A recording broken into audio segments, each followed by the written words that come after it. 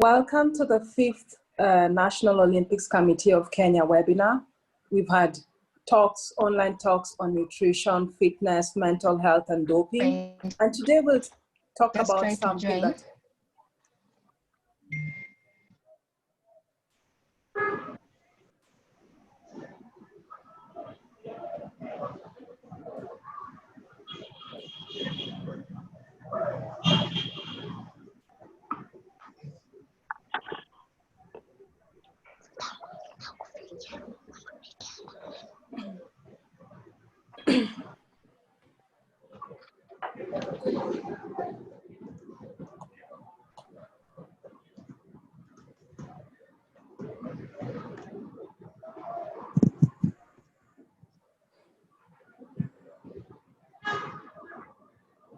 Welcome to the 5th edition of the National Olympics Committee of Kenya online conference. We've had talks on nutrition, fitness, mental health, doping, and today we'll be talking about something that affects each and every one of us, not only athletes or sportsmen and women, but something that each of us is always pondering and wondering how to go about it. That's the finance. You know, how can you plan your finances as an athlete? How can you even plan your finance if you're a sporting official or you're just someone like me who is not within the sporting world actively? My name is Evelyn Watta and I will be your moderator. I'd like to introduce the panelists who will take us through today. We have a wide range of topics to discuss and very people who will share their personal experiences based on what they have learned or are learning on finances. First, I'll start with Eliud Kariuki, who's the treasurer of the National Olympics Committee of Kenya, and is also the president of the Wrestling Federation of Kenya. And then we'll move on to Sheba Njagi, who is our expert of the day. She's our head of training and communication at Centonomy. And then we have a host of Olympic champions, Olympic medalists, Olympic champions, world champions, great men and women who will share their personal experiences on the pitch, on the track, on the roads, and tell us what they have learned that even us, we can learn about. I'll start with Hellen Obiri, who is a double world 5,000 meters champion. She's also a world cross-country champion, Commonwealth Games champion. If I start introducing all her titles, I think we'll spend all the 2 hours just discussing all her accolades. So I will leave it at that. She is an Olympic medalist and an athlete representative at the NOC here in Kenya. And then she's also works as an armed forces officer. Then we have a legend, 5 times world cross-country champion, who is an Olympic champion and currently running the John Ngugi Foundation. That is Mr. John Ngugi himself. He's now working on a foundation that mentors runners at grassroots, but at the same time, he still finds time to go to his farm in Nyahururu and look after a few businesses he's running around the same area. Then we have someone who's very special. You know, he's been an athlete and he's been an administrator, and now he's mentoring and also just trying to get people to follow the steps where he was before. And that's Musa Otieno. He's a former captain of the national soccer team, Harambee Stars, and he was an assistant coach of the same team and is currently running the Kickoff to Hope here in Nairobi that aims to inspire and train young men and young girls and boys who want to become future stars like he did. Then we have Patrick Makau. Mccown also needs no introduction, but I will try to introduce him briefly. He's a former world marathon record holder. He's a silver medalist in the World Half Marathon. He won several road races, and currently he's trying to groom the next champions. So he's currently working at the Makau club, which is based in Gong. He mentors, he coaches, and he's also an athlete agent. Welcome, everyone. I'll first pass on to Mr. Kariuki to just give us a brief introduction before we start off this exciting session. Thank you very much, Evelyn. On behalf of the National Olympic Committee of Kenya, we want to welcome you to our 5th session on teleconferencing on different topics. As part of our objective strategy is to impact knowledge and education to athletes and officials, and we are aiming to build capacity building to all those who are involved in the NOC activities. And so I want to welcome everybody. We will be participating in this, and I'll be here just to respond to any questions that you may want to ask. And I'm glad with the panelists that we have here, men and women who have made a lot of impact to the country. Karibuni sana. Thank you so much, Mr. Kariuki. I think we'll start right on. We won't waste any more time. First thing, I'll start with the legend himself. He's been there, he's done that, and he's still trying to do that through his foundation. Mr. John Ngugi, how was your experience ulipokuwa unakimbia, ulipokuwa unashinda mataji mengi katika pande mingi za dunia? Ulionaje wakati wako? Ulifeel vipi mambo ya finances? Kuna mtu alikuwa anakuambia labda ukishashinda upewe pesa hii, unaiweka hivi. Tueleze ilikuwa vipi kwako Mr. Ngugi?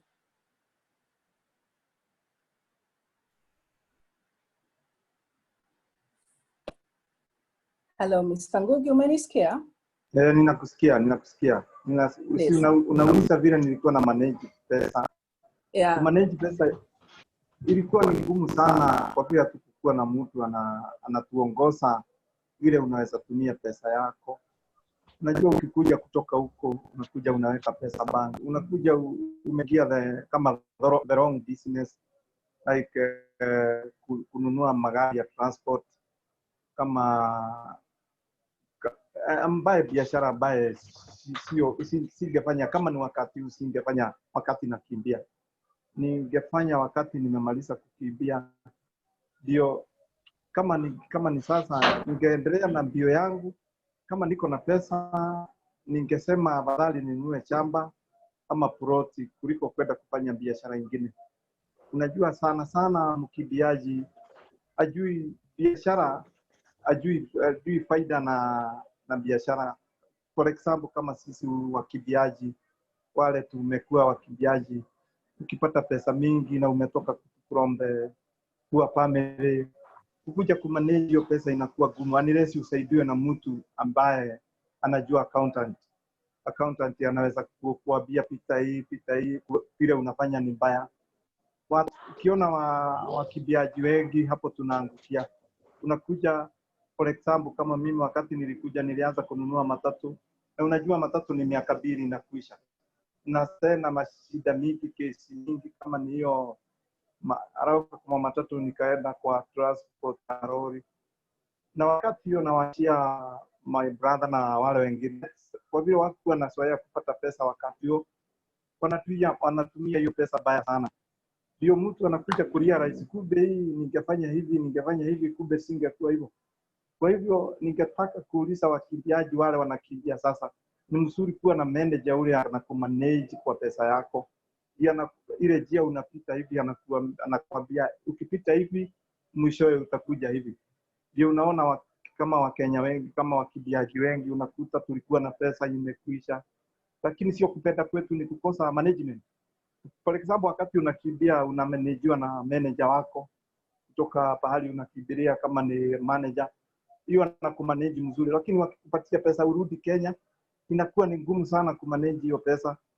Kwa vile unakuta family sasa sote zinakuja huko, marafiki, sasa inakuwa ni kama ni gumu sana, kwa vile utakuwa sasa ni kama unajua wewe ni celebrate saa hiyo, na saa hiyo ukifika hapa pesa saa nyingine unapeana ovyo unakuta hata pesa hiyo inakwisha hata bila kufanya chochote.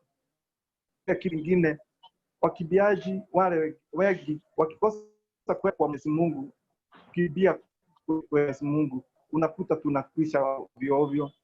Ndio unakuta tunaingiana na maneno ya pombe, kunywa pombe huku kuwa na kunywa wakati unakimbia. Unajua ukiwa unakimbia, mkimbiaji sana wale wanakimbia machampion wanakuanga na discipline kubwa sana. Na ukiona mkimbiaji kama huyo anakimbia na ananyenyekea, lakini wakishatoka huko unakuja discipline, unakuta inakuwa gumu, na ndio inakuwa gumu sana hata kumanage pesa yako. So ningeuliza wakimbiaji wale wanakimbia sahi, wangetafuta manager wa kumanage pesa yao na in future atakaa mzuri. Okay. Mr. Ngugi, bado story yako ni very interesting. Kwa hivyo bado nitarudi kwako. Naomba tu nikutulize kidogo ili niende kwa Musa Otieno. Musa Otieno alikuwa mchezaji wa Harambee Stars. How's the experience, Musa? Does it compare to a runner like John Ngugi, or is it a bit different?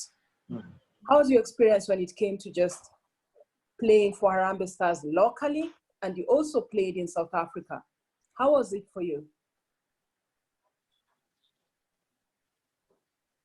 Musa, can you get me?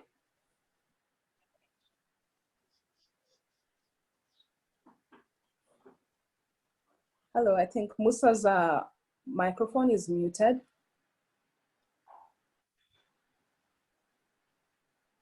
Sorry, Musa. Okay, you can go ahead now. Hi. Hi, Musa. Can you hear me? I hope you got my question. Yes, I can. You can hear you very loud and clear. Yeah, first of all, I just want to thank the Almighty God for giving us this opportunity just to share our experience with how we did in football, locally and internationally.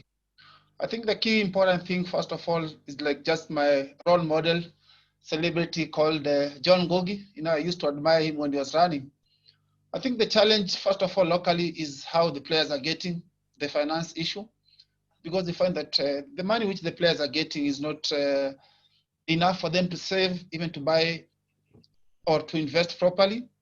But I think I was very lucky enough to go to South Africa in 1997, which I think my first signing on fee, I got good people who really teach me how to invest. You know, I bought a house at that time. But I think with whatever we are getting concerning football back at home and with athletics is totally different. And it's just work with the right people to see how people can take you to another level, because always time football is a very short career.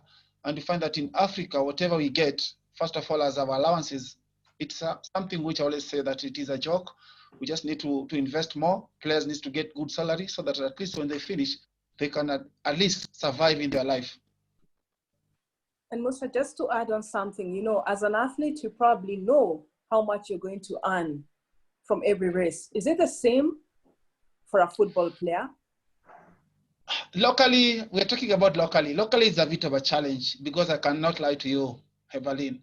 I think if I could have been still playing for the national team, I could have been talking about a totally different scenario, because with whatever we are getting in as a national team, the new generations are very lucky.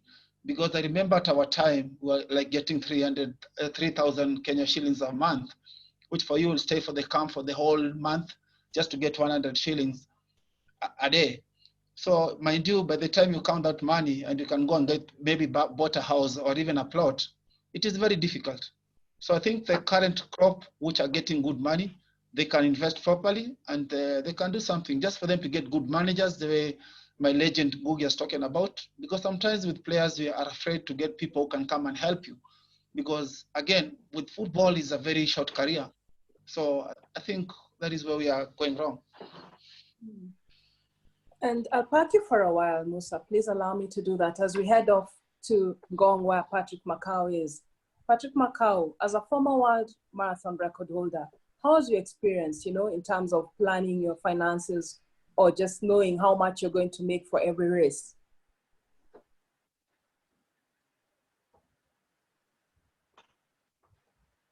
Patrick, are you with us?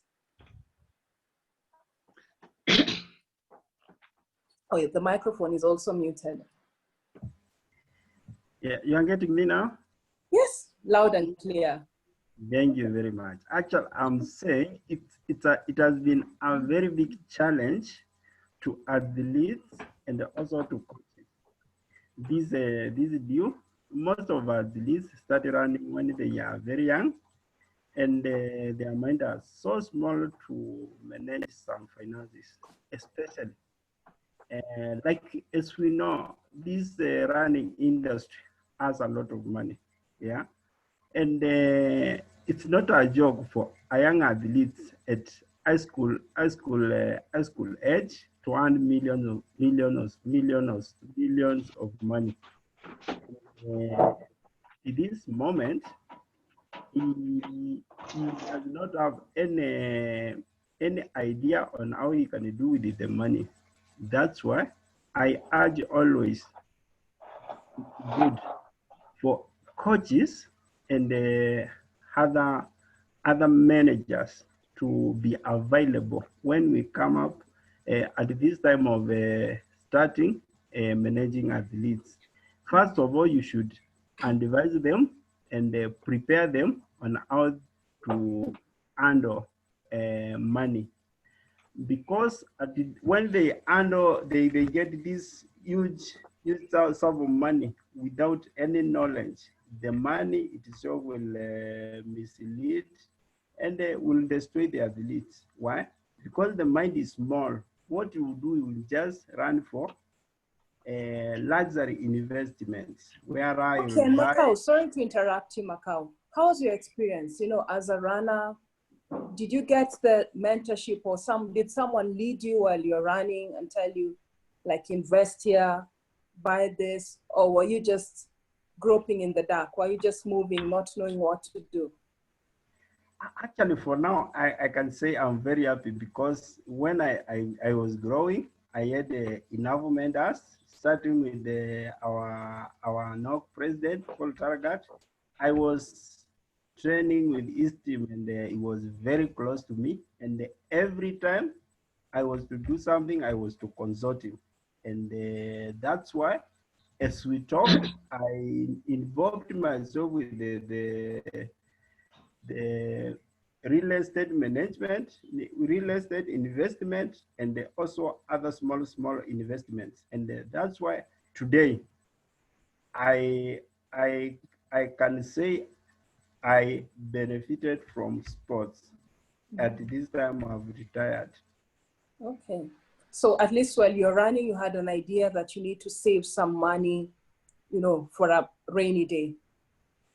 Yeah, actually I knew one time I will retire or else I will get an injury. So I was aware that one day I will wake up and I will not be able to run. So I invested very well.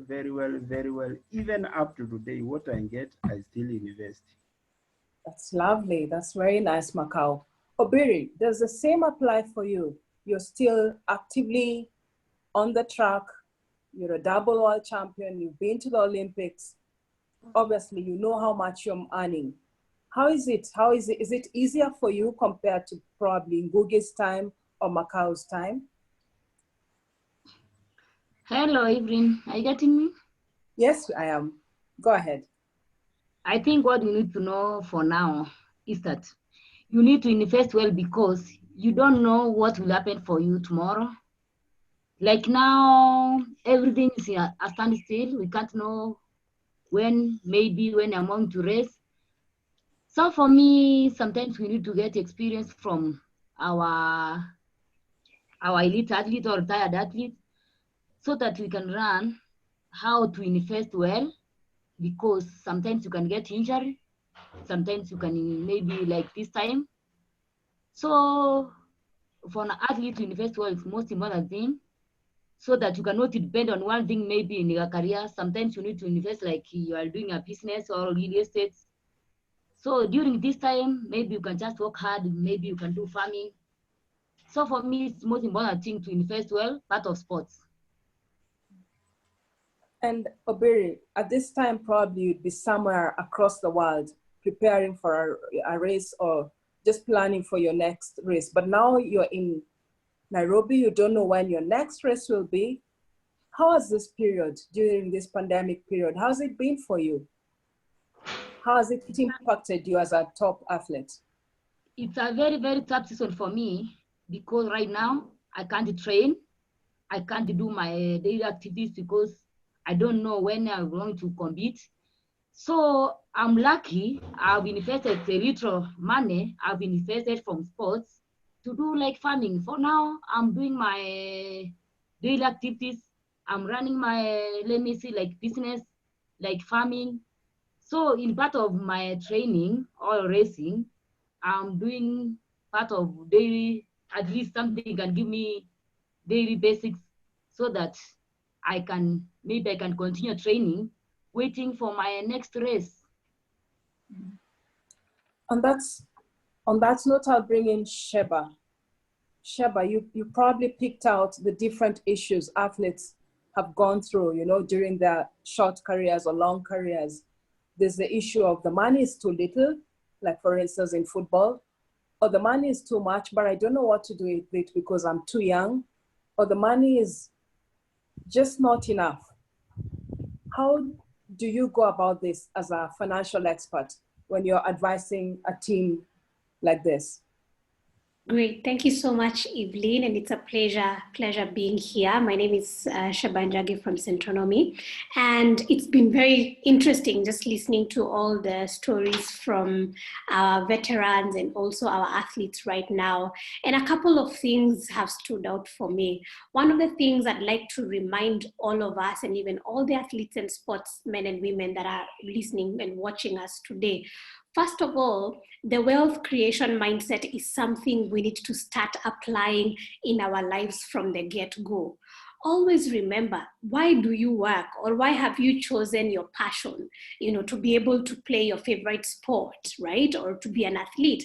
It is because it's something you've always loved for a very long time. But as we have had, one day, one time, it will stop being the thing that you'll always be doing. You see, you will choose to retire, you can get an injury. So what are some of the things you need to remember when you're thinking about this? So Evelyn, if you allow me, I'd like to start from a point of debunking the myths that come with money, and also debunking the myths that come with savings and investment. Because if we start with empowering the mind, then when the money comes, whether it is a little or a lot, we are going to be able to attack it from a point of that wealth creation mindset. Number one, there's this myth, and when I say myth, I mean uongo, ile kitu watu wanasema, lakini kusema ukweli ni uongo. One of them is, I'm doing well. Why? Because I have high allowances, because I am famous, because I have many awards, because I have a house, or because I have a salary or a big car. People usually say, just because you're doing well, just because you have these material things. I want to say, first of all, that's a lie. And that's something that as soon as it gets into people's heads, they start living a life that they cannot afford. Number two, and that is something that Mr. Patrick Makau has really helped me to take it home. I am young, so I will save and invest later. That's a lie. That's a myth. It's never too early to start your journey to savings and investment. You start as soon as possible. And if you're watching this and you're feeling like, oh my goodness, I might be a little bit old, ama nimefika retirement age, for me, I say, as long as you're alive and you're healthy, you can get yourself back in that way to be able to start managing your finances. Now, another thing which is a myth that I want to break today is I will ask for salary advance just these ones. Now, I don't know if there's usually something like salary advance in the sports industry or an allowance. Usually it happens a lot when someone comes to you and say, hey, you know what, Evelyn, I'm going for a game next season, so you give me like $1 million, I'm going to give you back. And Evelyn says, okay, I'll charge you 15%. So there's that myth that usually comes in, and so many Kenyans have it, where they say, I'll take up this loan just this one time, and then nikishalipa nitarudia. What that does is it puts you into the cycle of debt. And that cycle of debt is what that has caused so many Kenyans, so many athletes, so many sportsmen and women to be in a position where every time they work, they come, they earn their money, they come back home, they pay their loans, and they're back in poverty again. So that is a myth we need to debunk. Another thing is, my home is my biggest asset. Evelyn, that's a lie. That's a lie we teach in Centonomy, and we help people to visualize it so that you can understand. Your home, where you live, the house where you have built and you live inside it, the apartment which you bought with your hard-earned money, it's a good thing to have, but it's not your biggest asset. Why? Because assets are things that enable you to generate an income from it. And Evelyn, as long as your house, the one that you live in, is not generating an income for you, is that an asset? No. So it's one thing I really want us to be able to understand, all of us in this room and all of us who are listening. Your house and your home where you live in is a good place to be. It's a good investment. But now, always remember, it's not your biggest asset because you live inside. And so you're not generating any income from it. So what do you need to do? You need to start your journey to start investing, like the way we've been told right now, investing in things that are going to generate an income for you, because that's what an asset is. There is also another lie that we need to free ourselves, is that I will save when I earn more. When I go to the next game, when I win gold or bronze, or when my team, when the president or whoever gives us a higher allowance, that's when I will save more. Imagine that will never work, because if you cannot start with what the little that you have now, how will you start with the millions that you will have later, Evelyn? You will not have been able to build the discipline that you need to be able to do that. Another thing is, my pension will fund my retirement. I want everybody to remember that pension is just one option that will be sending some money to you. So you need to build some other assets, some other investments that on above and beyond the pension you're going to have. And another thing is, investments are complicated. Very many people do not invest because they think it's for the big dogs or people who are wealthy. No, investment, as Patrick has said, as Musa Otieno has said, it's for you and me. But I need to start understanding, how do I get to start investing? And I'm going to share with you how. And the final myth or lie I want to break away today is the thing that people say, saving or investing means not enjoying life. Just because I've earned $1 million or 100,000 or 50,000 today, wow, let me give everybody so that they can tell me how amazing I am. Let me go to those parties, because if I start putting aside in an account, I will not enjoy my life. No, I will show you how to save. I will show you the tools that you're able to use so that you're able to make sure that you're not just only enjoying life. I'm not saying you don't enjoy, but I'm saying allocate an amount for you. And that's what I usually say. The amount that you put aside for your investing, for your savings, it is really you being able to pay yourself. So how do we do this? I don't know if I still have some time to show our viewers something that they're able to use to start budgeting. Because I think even before you go to that, I will bring in, I'd like to bring in Mr. Ngugi, because you're talking about saving, paying yourself. I think for me, that's the hardest. And I'm sure for everyone on this platform, it's the most difficult. Give me 1 million today and I will tell you why I need 2 million. Give me 10 million and I'll tell you why I need 20 million, because my expenses increase. Now, and what if sometimes you face a situation where you have a debt, or you have to spend so much because you're trying to save your main hustle? Like Mr. Ngugi will tell you, he spent a lot of money trying to save his job because he wanted to earn more and save. I'd just like you to listen to Ngugi's story and then see how you'd handle that. Or probably if someone like Makau, who had an injury and had to spend on physiotherapy and medical because he wanted to get back on the road. Ngugi, unakumbuka wakati huo ulihave kutumia pesa nyingi sana because kulikuwa na mambo kidogo haikuenda vizuri katika mambo ya doping. Unaweza tueleza iliendaje na ulitumia pesa kiasi gani na ilikudhuru vipi wewe kama mkimbiaji wakati huo? Wakati huo ilikuwa mbaya sana, lakini nilikuwa najaribu kusave. Lakini kama ningejua sikuweza kukimbia tena, hiyo pesa singeitumia kwenda kukesi hiyo kesi. Kwa vile ilikuwa hiyo pesa nilitumia, kama for example kutumia zaidi ya 8 million ama 10 million kukuja kuipata na na mbio imekwisha, inakuwa ni ndana. Unless sasa unaanza kuomba loan. Unajua ulikuwa umezoea pesa mingi, sasa pesa imekwisha. Mabank manager mlikuwa rafiki nao wanakuanza kukuambia kuja tutakupatia pesa hivi ufanye hivi waanze biashara. Na biashara huko unajua faida ama hasara ya hiyo biashara. Hiyo ni kitu kingine moja inaangusha sisi kama wakibiaji. Unakuja unatoka bio, unakuta watu wale wanafanya biashara na pesa yako ni ulipata kwa kukibia, na unakuja unaanza kuingia biashara, na biashara hujui faida na hasara. So wakati hujui pesa inakwisha, unaanza kwenda kuomba maroni. Sasa hiyo maroni sasa ndio itakuja kuumisha wewe, kwa vile ulikuwa umezoea pesa mingi. Unaona sasa naye kama mabank manager wale wako urafiki naye wanakuambia tunaweza kukupatia hii pesa ufanye hivyo unataka kufanya, lakini una experience ya hiyo biashara. Hiyo unakuta watu wengi wanaangukia hapo, na unaona kama hiyo wakati wa kesi yangu, hiyo kesi ilikuja na mimi sikuwa na makosa, lakini kama ningejua hata singeshughulika na hiyo kesi, ningesema ikae.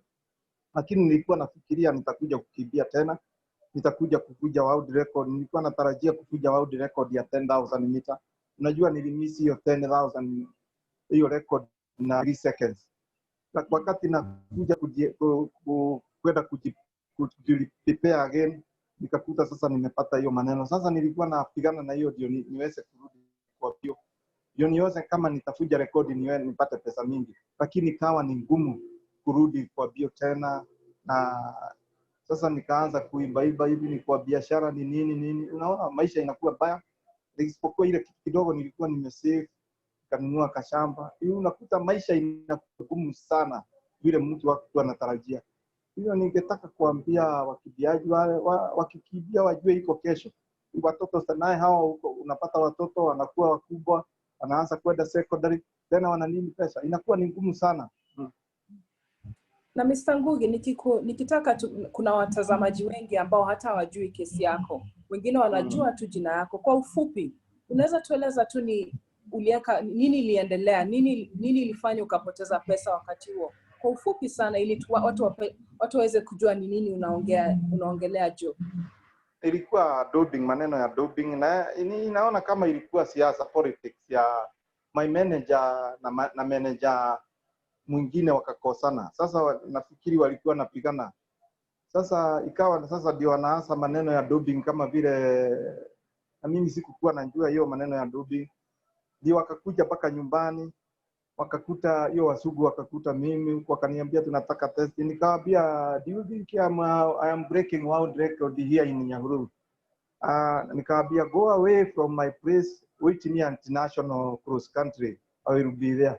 Wakafikiria nimekunywa ndawa. Sasa ndio wakasema watanimbani for 4 years. Kukaa kube ilikuwa serious. Yule alikuwa secretary general Okeo. Ndio sasa akanipigia simu wakati akaniambia hiyo watu walikuwa wametumwa kutoka IWF wakuja hapa nini. Na sasa wakati huo tulikuwa jeshi, unajua jeshi huwezi kubaliwa kuwa na foreigner. Wakati ni lazima uwe umepiga ripoti ndio wakubaliwe. Sasa ikawa hapo misunderstanding. Ikawa hata Kiingereza yao sikuwa naelewa, na ikawa ni ngumu, na walikuwa wamekuja usiku. So ikawa problem wakati huo. Naye wakati huo my manager alikuwa anaitwa John Baigot, na manager mwingine alikuwa anaitwa Kim. Ikawa wanapigana wenyewe kwa wenyewe. Ikawa siasa. Na ikawa siasa wakati hiyo ya federation na hiyo msugu anaitwa John Baigot na Kim. So mtu yule aliumia ni mimi, kwa vile sasa sikuwa najua ile kitu inaendelea. Hiyo kesi unaona hapo nilijaribu kutumia hiyo pesa, lakini kama ningejua hiyo milioni 10 yangu nilitumia, ningeenda kununua mashamba ama nifanye kitu kingine, angalau watoto wangu saa hiyo wangekuwa wakipata kitu ya kula. Okay. Asante sana. Labda nitaenda kwako Makau. Kuna kitu kama hicho kilikutokea, labda ulitumia pesa nyingi sana kujaribu kufix injury ama kujaribu kusave career yako wakati ulipokuwa unakimbia?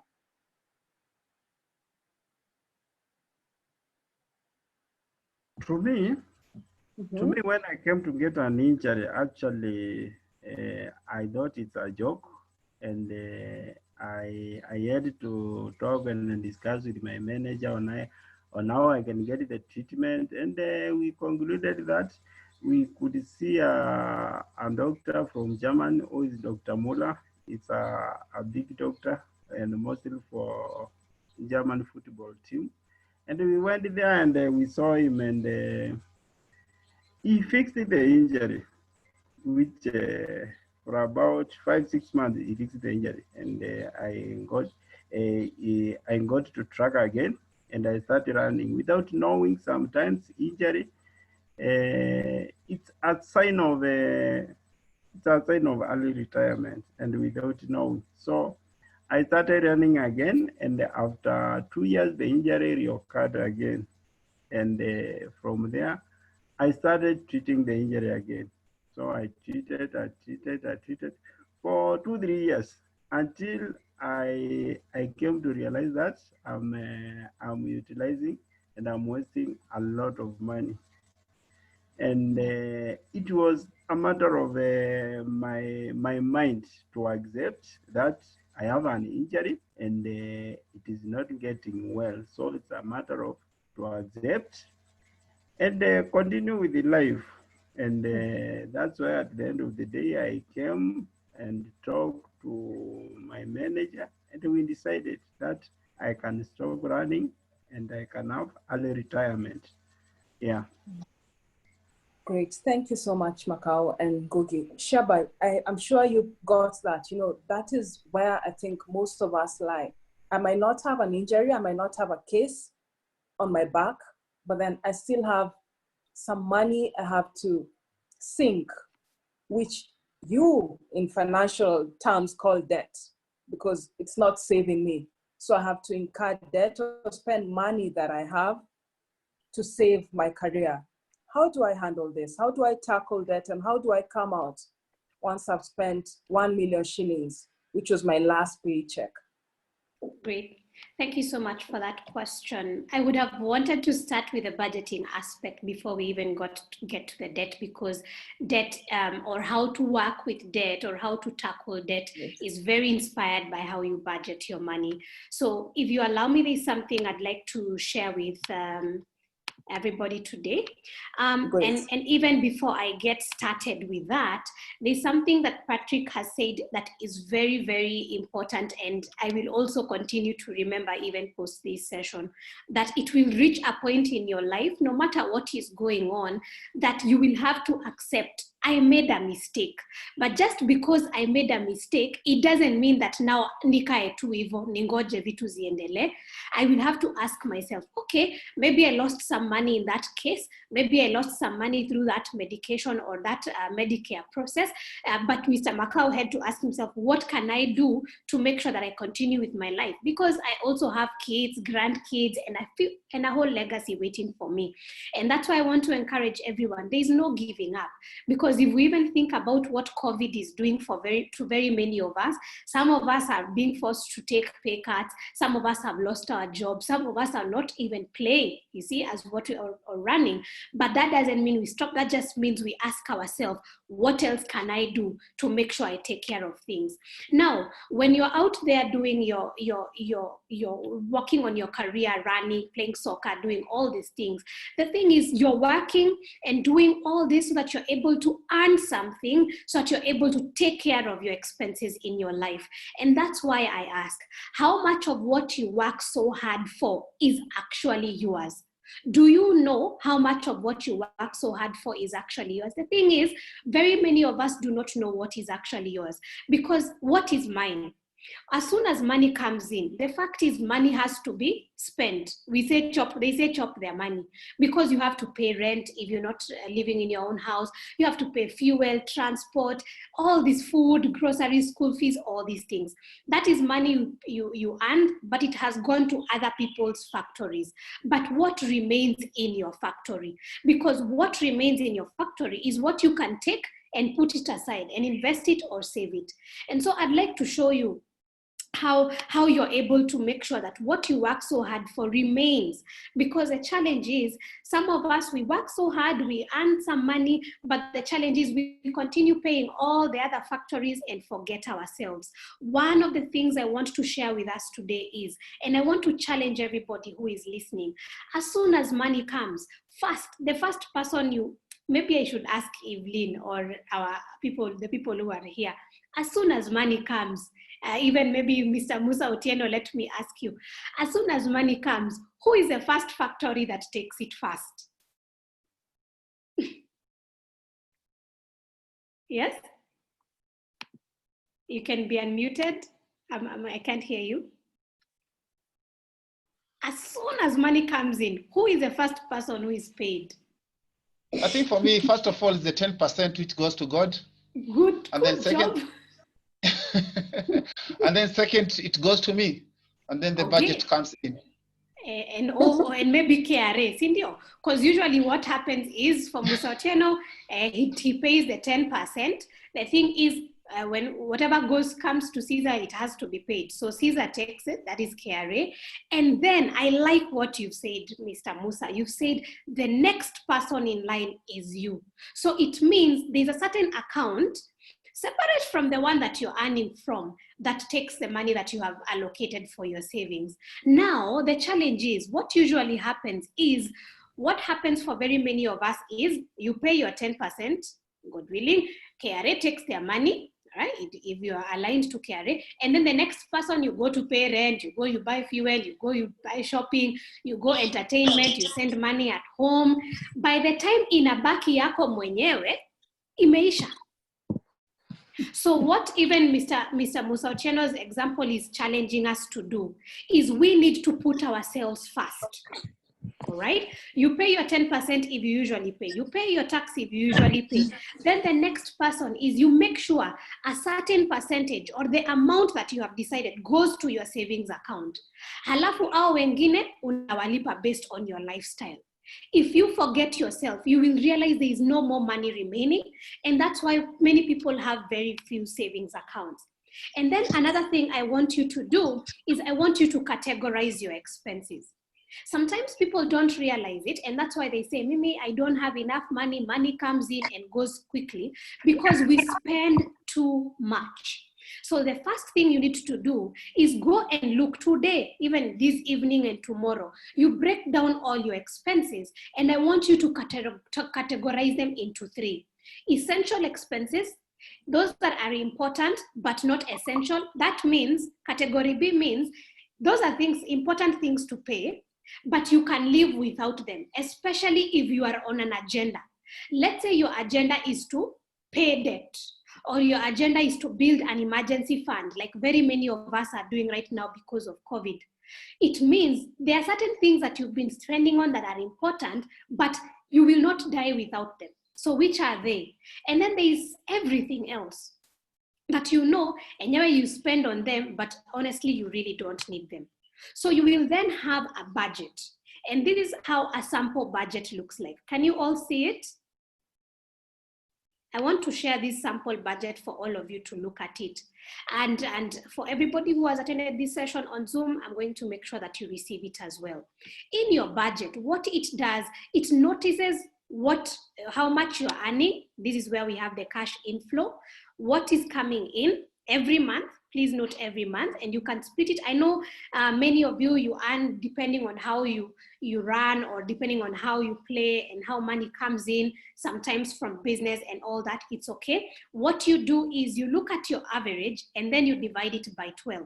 So that you're able to see how much is coming in. Some of you could also be employed even as you're doing your sports career. So depending on what is coming in as an allowance, you can put, so just in case, this is just an example, this person, what is coming in is 125,000. Now, the next thing, or the next part is cash outflow. That is money going out. This is where you go according to your lifestyle. You go and break down everywhere you pay money every month and how much it is. For example, for this person, they earn 125,000 after tax and all the other deductions. Then now they come and break down their household expenses every month. They realize shopping and groceries is 15, rent is 20, gas is 400, something like gas is, if you buy twice or 3 times a year, you just divide it and by 12 or see how much can you be paying every month. Electricity, how much do you pay every month? Water, child expenses, transport. I hope you can see what I mean. Then if you look at this person, you realize hata kama anapata 125, ile inatoka ni 124,900. So this means hii ni ile amelipa kila mtu. Mmenielewa hadi hapo? So you can imagine for this person, ile pesa inabaki ni 100 bob. So unaona venye sometimes anaweza shanga how they will live. But now if you apply what I've shared with you, categorize into A, B, and C, now you will see these 3 columns. Now this person decided, I'm going to take a proper agenda on my life. So what they did is they come and they categorize each and every of their expenses. And they're the ones who come to themselves and tell themselves, what is my A expenses? The ones that I cannot live without. I want you to see something here. Do you see phone expenses? This person realized that they spend 3,500 on the phone expenses. That is airtime, bundles, and things like that. But what happened is they came and said, airtime is important. I cannot live without it. I need to communicate with people. But what is most important and essential is 1,500. Iyo ingine, it is important, but I can live without it. Can you see how it has been categorized? I want you to note that, and I want you to do that to your expenses. Some of you may realize you eat out a lot, ama maybe there are certain things you buy. A part of it is A, but a part of it, anyway, when you look at it, for example, look at this example for children's clothes. You realize, amefanya budget, akaona ya kwamba ni 7,000 every month. So akakuja akasema, tusema ukweli, 6,000 is important and we cannot live without it.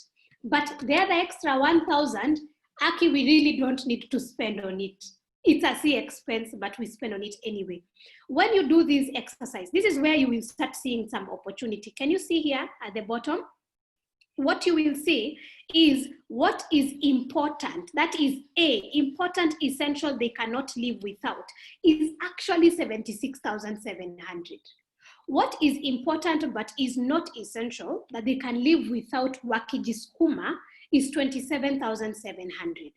What is not important, it is not essential, it's actually 20,500. Are we together? Is it possible that if you go, even if it doesn't matter how much you earn, you actually go and break down your budget and you be very real with yourself? Is it possible that you may find here it is 20,000, here it is 3,000, here it is 1,000? It is possible. And this extra money, and this is why I call it extra money, your C expenses, ladies and gentlemen, are your opportunity. Your C expenses, if you go and break them down, is where utaona, hii ndio naweza kuwa nikitumia kulipa ile loni, ama hii ndio naweza kuwa nikitumia kuongeza zile savings sababu nimerealize sina enough emergency savings. I hope we are together. So I will share this with the NOC team to share with you so that you can be able to follow up. And then I want to also talk about another thing, because this is very important. We are in COVID. In COVID, things are different because things change. I still want you to go and divide your expenses into still the same categories, but to be very honest with yourself. During this COVID and budgeting, you need to stretch your money as long as you can, because now you're not very sure how business is going to do this month, how business is going to do next month, and so on and so forth. So when you are doing this, you can even take a screenshot you can realize in A, ujiulize, wakati tuko hapa kwa COVID, which one is my A? Do you get what I mean? A is food, important food. Unajua kuna ile food si important, unanielewa ya? Important food, water, rent. Haya, B, car expenses, transport, na pia maloni. Why I say loans is, you may find yourself in a situation where you have some loans, but honestly, because of COVID, you do not have any more income. So what the government has done, it has had conversations with the CBK and the Kenya Bankers Association, and it has said, if your income has been affected because of COVID, for example, some of you are supposed to go and run, or you're supposed to go to a certain Olympics, but you have not been able to. So you see your income has actually been affected. So what you do is you go to your bank, you go to your SACCO, and you actually tell them, my income has been affected, na sitaweza kulipa loan. Give me a loan holiday or a loan vacation. It is now in law, and the bill was passed. You can go and have a conversation as long as you have proof. At least this is going to defer your payments for a while, so that you don't have to look for money to pay for loans. Then finally, everything else is those things that honestly you've realized, because of COVID, I will not spend on that. That is how you are going to stretch the money that ile imebaki at the moment. Okay, so what we have discussed is, please go and work on your budget, and please go and look at where your money is going at the moment. Some of you, I know, like the way Mr. Ngugi has told us. Mr. Ngugi, if I may ask you, and I don't know if I'm taking Evelyn's role, I know maybe your career stopped, but ni nini siku hizi unafanya ndio uweze kupata ile shilingi? Sasa hii tuna struggle. Kuna struggle, lakini Mungu ni mwema. Tunagonga mlango na hapa tunapata, lakini ni ngumu. Lakini saa nyingine tuko na ng'ombe nyumbani, unakamua, unauziwa kama sua, tufiansi unauza. Sasa hivi tumerudi kwa shamba, unajua kila pahali imeharibika, lakini kwa shamba tulikuwa tumelima kidogo. Hiyo ndio inatusaidia sasa. Now what I would want to encourage you, Mr. Ngugi, shukuru Mungu sababu hauko empty, hauko zero. Sometimes what usually happens with this world is people make you feel like you have lost everything. But look at it. If you really go down and look at and on your notebook and write, what do I have remaining? You will realize niko na kakota, niko na ka-eighth. What can I do? At the moment, hii time ya COVID, Mr. Ngugi, watu hawawezi kaa bila chakula. Wanaweza. Sasa inakuwa unashiketi chini, unaanza kujiuliza, hizi waru, hizi kuku, nitazifanya aje watu wajue ninauza hizi kuku na ninauza hizi potatoes? You start asking yourself, because that is the opportunity God has given you. If you really look at it, you start asking yourself. I like what you said, Mr. Ngugi. You said there is no business that can run with improper part-time management. Lakini sasa wewe umekuwa full-time manager kwa hiyo shamba yako. So unaketi chini, unajua, these are the things that we need to sell right now. How do I market? You remember, Mr. Ngugi, so many people know you as a top athlete. Now it's time utafute hapa a young person ambaye anaelewa hizi mambo za Facebook. Unaona hata tunasomea digital, ambaye anajua hii mambo ya Facebook, aeke hizo waru zako, kuku zako kwa Facebook, tuanze kuuza. Because there's a market there. Na hiyo pesa ikianza kukuja, Mr. Ngugi, ni sasa mambo na kusave. Na uanze kucategorize your expenses, so that now you can cause your money to stretch. Mr. Ngugi, you are not at a zero. Everybody who is listening to us at the moment, we are not at zero. We just need to sit back and ask ourselves, what resources do I have right now? Some of you who are sportsmen, did you know that some of the sportsmen I follow on Instagram are very fit people? Yani wanajua hizi vitu za mbio. How about starting a simple video starting to do some fitness for some people, right? Right. I will stop you there, Sheba. I'll stop you there, because you're talking about something that even me interests me. I think you're getting into investment. But before that, I'd just like to draw in Hellen and Musa. One thing that we always struggle with is understanding our net worth. Musa played top level, but then sometimes you'd say, how would you rank yourself as a football player? You say, I'm okay, niko tu sawa, you know? But how do you sell yourself? Obiri is a double world champion. Does she really understand her net worth? Because understanding your net worth, I believe, will guide you when you're looking at investments. Musa, if I may ask you, do you know your net worth?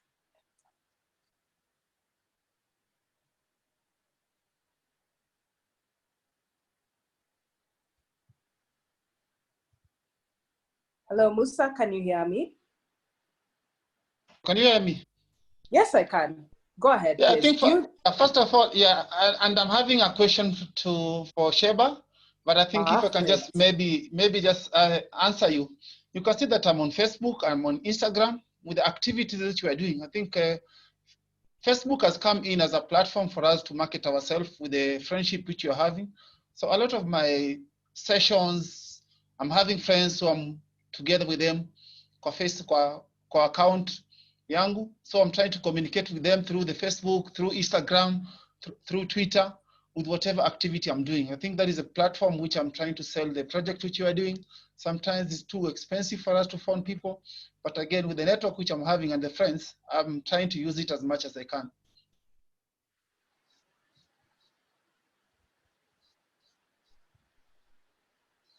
Great. I think we lost you there, Musa. Can you hear me? Yes, I can now. Please go ahead. Yes. Yeah, I'm just saying with the friends which I'm having, I think Facebook has come onto board, which we are trying to use it as much as we can. Twitter, Instagram, with the project which I'm doing. And with the people I've been playing with, maybe locally and even in Europe, sometimes we normally just talk to each other through Facebook. And Musa, what's your net worth? If I was to ask you that, what's your net worth now post-football career? Wow, that is something which I've not checked, but I cannot lie to you. You know, I cannot lie to you, but you know, sometimes I just neglect, but I know it is big, but I still need to do it, to use it as much as I can. Interesting. And Hellen Obiri, you're still running. Do you know your net worth? If I was to ask you, how much is Obiri worth now? Sorry? Do you know how much you're worth? Do you know how much your legs are worth? Because that's your main skill. If someone was to say, stop running today and I give you all the money that you're worth.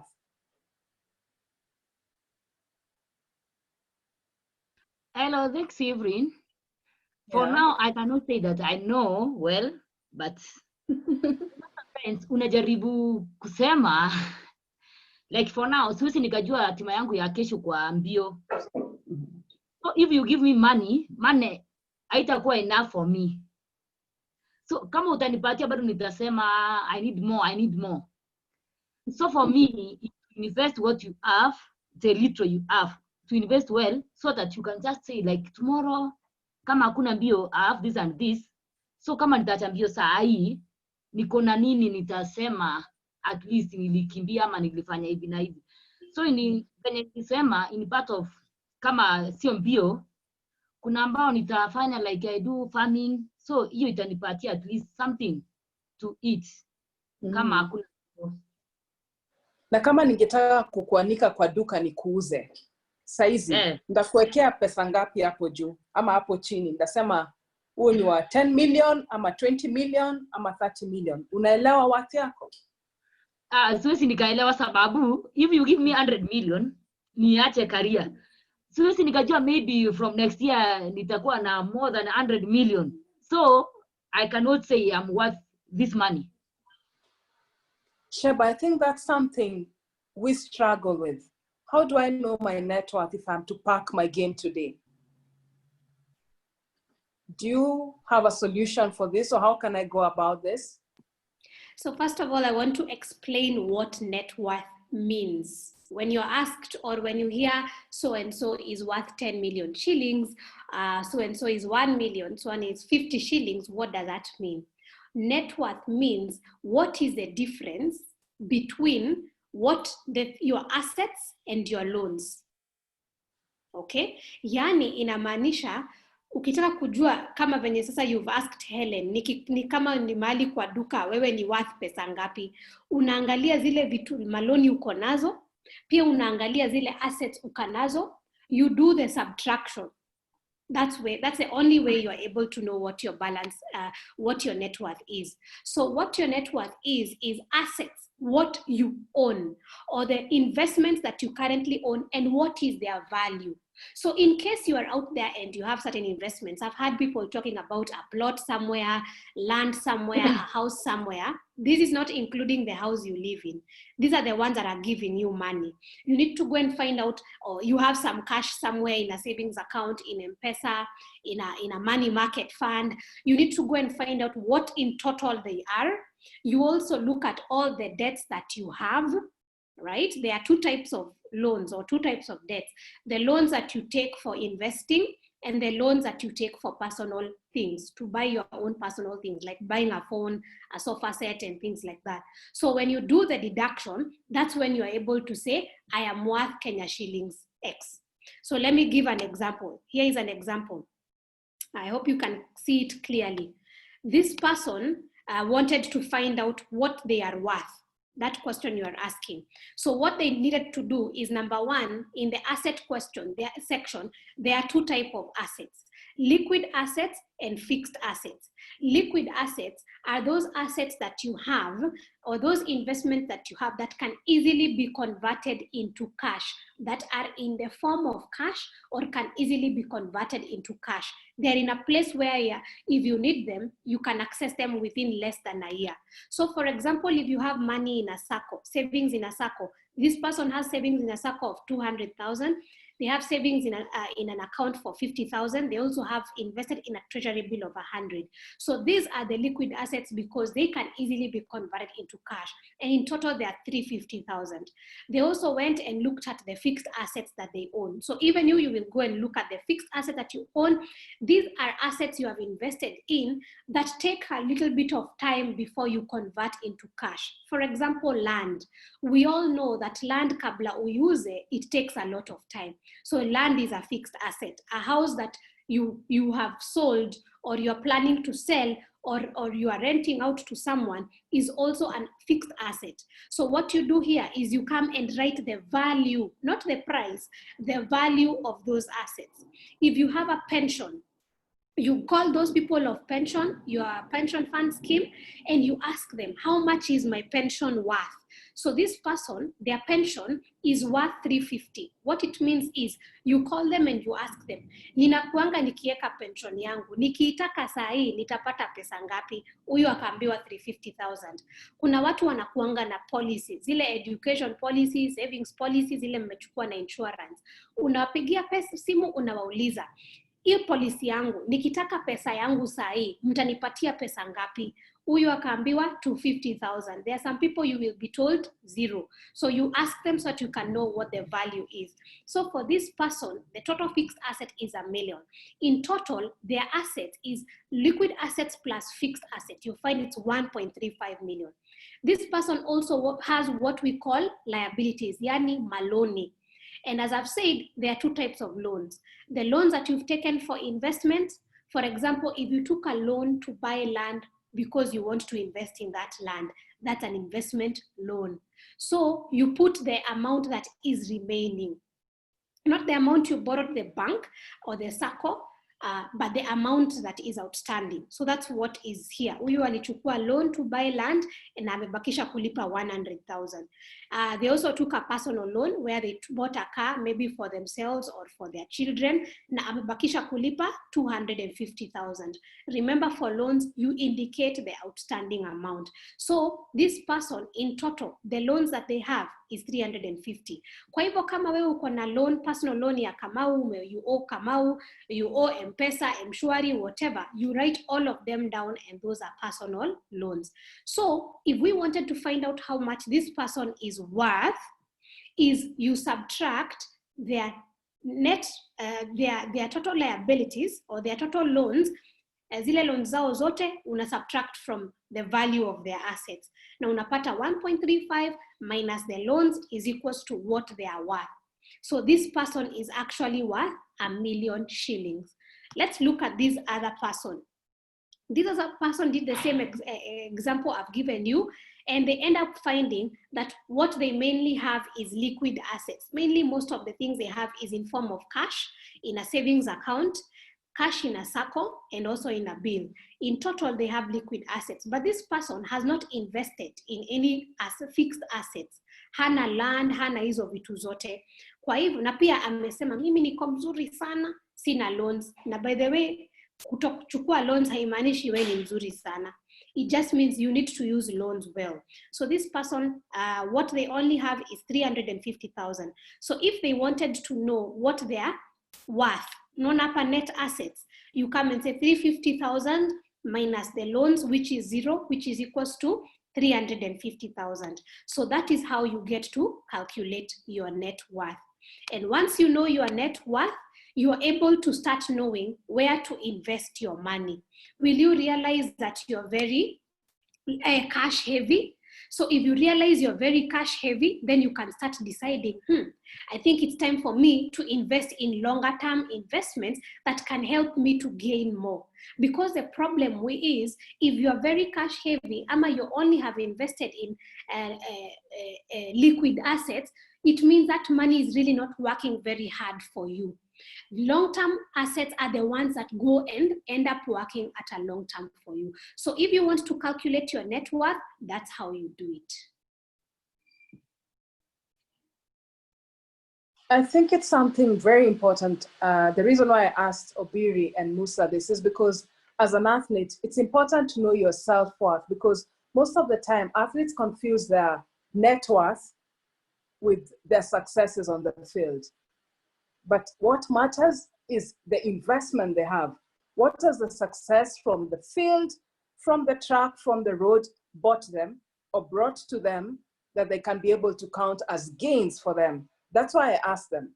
Because once you know your net worth as an athlete, I believe when someone approaches you, let's say Centonomy wants to sponsor you, you can say, unaweza fikiria unasema nina deni ya milioni moja, so wacha wanipatie $500,000.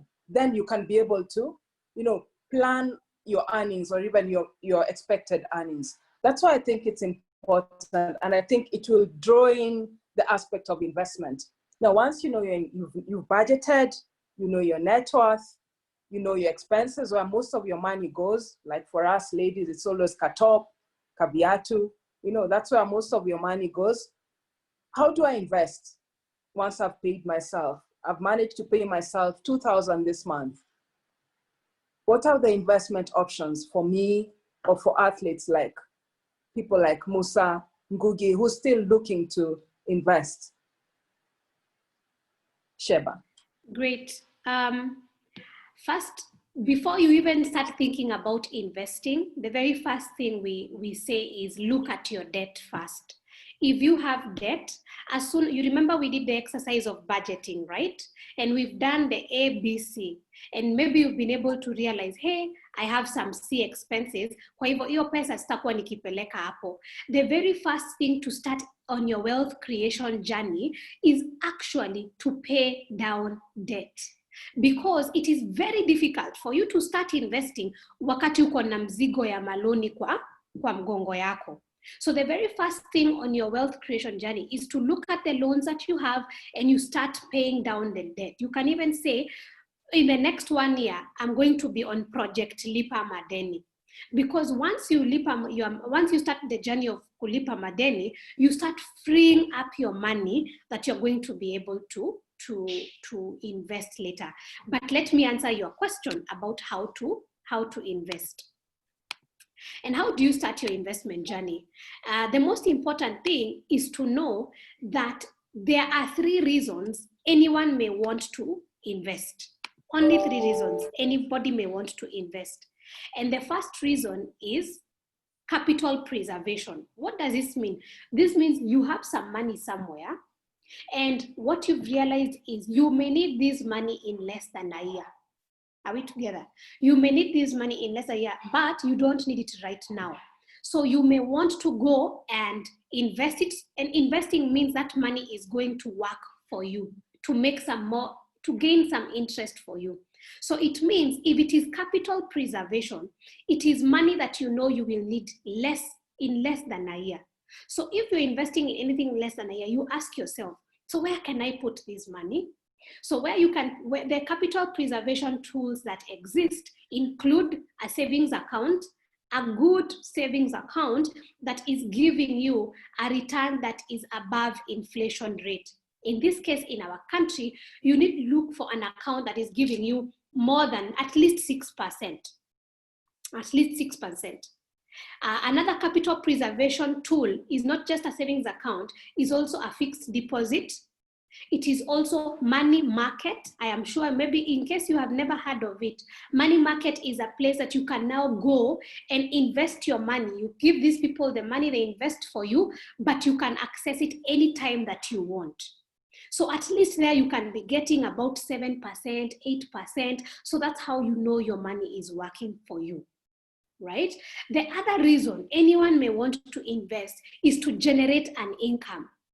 Like the way Mr. Ngugi is telling us, he has a business, he has an agri-business. That agri-business, his purpose is to generate an income. So you ask yourself, you realize, hey, I have this amount of money I want to invest, but my main goal at the moment is to start generating an income because maybe I don't have a lot of income at the moment. So which are the income generating investment tools that exist? Number one is a business, like the one we've been talking about. Number two is rental income. Like the way Mr. Makau is saying, he may be having some property somewhere, some apartments and so, so he's getting some rental income for that. Bonds, government bonds generate an income for you, where you invest some money in the government bond. Government bonds, it's a whole lesson, but we don't have time.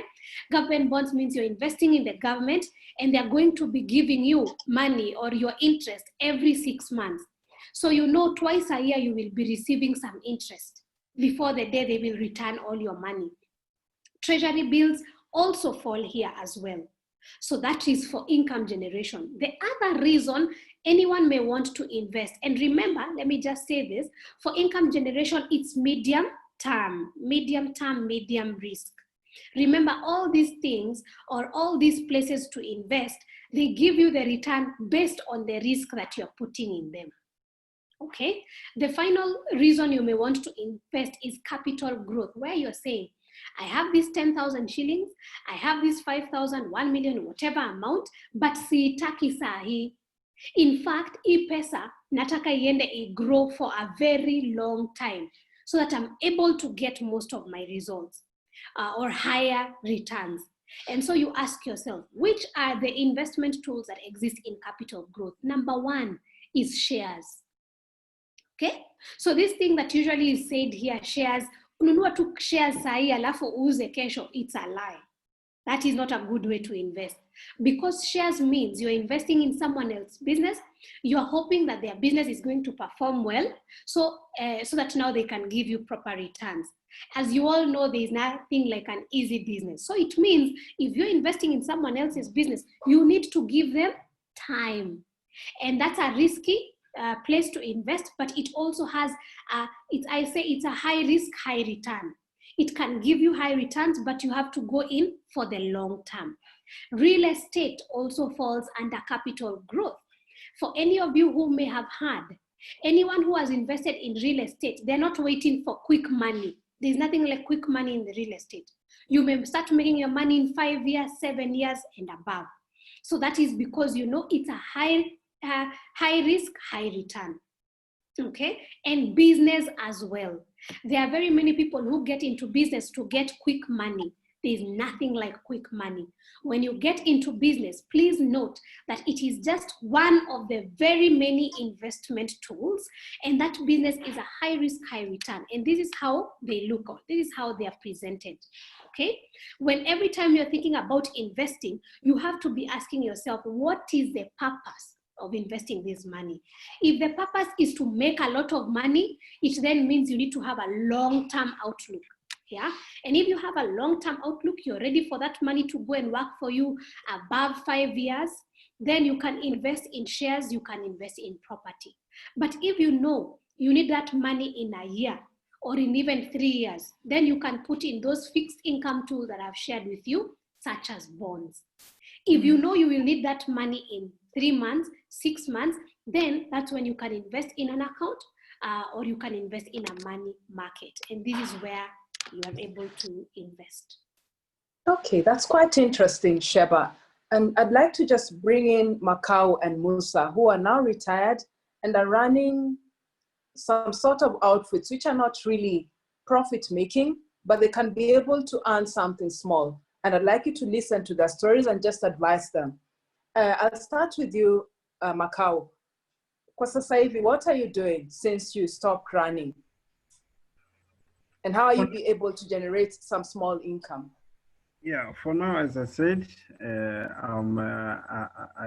deal with the real estate, where I have some rental houses within Nairobi and outskirts of Nairobi. And also, I also do farming. I have a banana plantation and the other kinds of horticulture. And also, I do chicken rearing. And I also do cattle keeping, dairy farming. For all what I do is that at the end of the day, I get some income for myself and for my family, and I save the extra. As other many athletes who I interact with, it is something practical I usually share with them, and we see, and sometimes I help them on how they can start doing like what I'm doing, knowing that one day I was at the zero stage and someone directed me. So I think of directing everyone who will need my help, like what I'm doing to men athletes within the ones I'm managing. Please don't only say athletes, because I think I also need your help. So nitakuwa na kando. But yeah. Unafanya pia kitu na wanariadha. What are you doing exactly? What are you doing now in terms of athletics? Yeah, for now I'm a coach. I coach athletes. For now I have many here in Ngong and also in Machakos and in Eldoret. And most of the times I give them a training program, and I attend the programs and I show them how to do it, because I'm expecting in the coming time, like 1 year, 2 years, I want to see other Macaus, knowing that it's like my career, it was like unfinished business.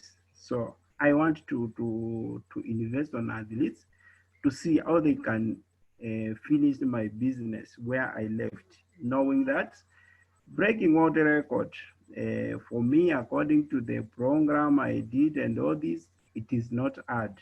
It's just a matter of working very hard and focusing. So like I say always, it is unfinished business, and very soon someone from my camp will come and finish my business.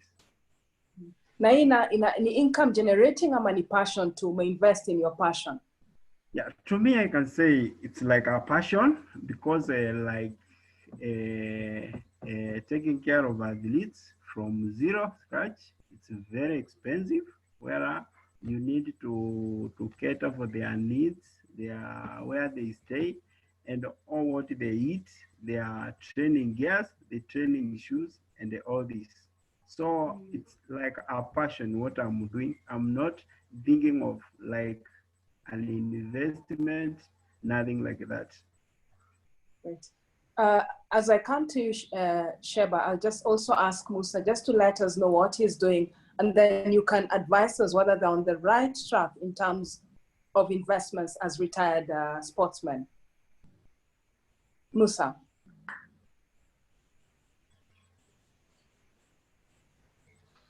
Hello, Evelyn. Can you hear me? Yes, Musa. Yes, I can, loud and clear. No, I can't hear you again.